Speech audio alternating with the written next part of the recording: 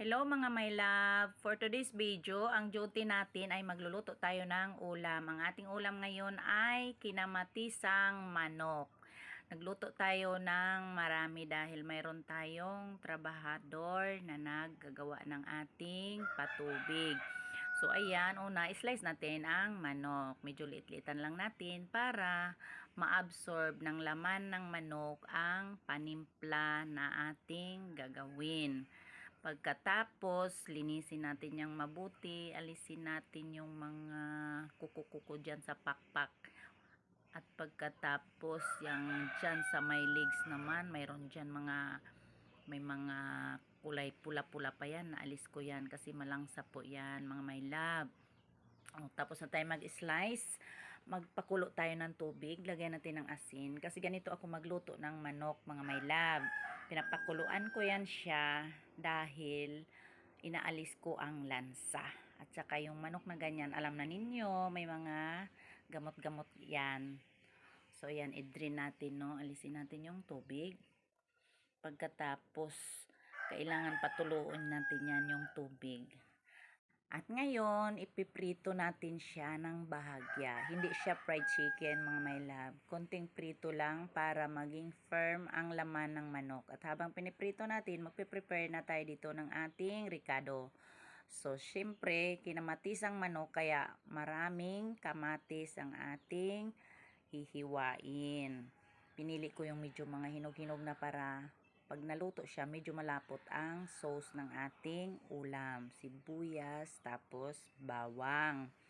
Sunod naman natin itong linisin ang ating pichay. Maglagay tayo ng pichay. Naalisan ko yan ng ulo pagkatapos bago ko yan dugdugin ng maraming tubig para hugas na hugas ang ating gulay. Pasensya na nga pala kayo dahil ang aking kusina ay hindi maganda. Haha! Ganyan lang sa probinsya, mga my love. Ayan, pinapapula na natin konti. Tapos alisin na natin dyan. I-drain natin ulit yung ating mantika. O yan, dapat tuyo siya. Wala siyang mantika. At ngayon, hintuan muna natin ating pagluluto. Bisitahin muna natin yung ating trabahador. Hatidan natin ng merienda dahil nagugutom na sila. Ayan, malapit na tayo. Medyo malayo-layo yan ang ating nilakad, mga my love. Ayan, nandyan na tayo. Yan aming kubo. O, yan ang kanilang merienda, kape na may kasamang puto. Putong bigas po yan. At bahagyan nating silipin ang ating balon. Kumustahin natin kung may tubig na. Ganyan po kahirap gumawa ng balon, mga my love. Kaya mahal na mahal ko yung mga trabahador. Ayaw ko silang nagugutom. Gusto ko sila palaging full tank ang tiyan nila dahil mahirap ang kanilang trabaho. Yan, lumabas siya galing sa ilalim. O silipin natin. Yan, may tubig na nga siya, no? So ngayon, nakauwi na nga tayo. Umpisahan natin ang pagluluto ng ulam dahil naputol yung oras natin kanina. So igisa natin yung bawang, sibuyas, pagkatapos kamatis. Haluin lang ng haluin hanggang sa medyo tuyo na, saka natin lalagyan ng konting tubig na pang paluto lang dyan na sa ating kamatis, paminta. Tapos timplahan na natin yan siya ng ketchup para medyo manamis-namis ang ating sauce. Ayan, at kunting kulo-kulo na nga. Ngayon ilalagay na natin ang ating piniritong manok.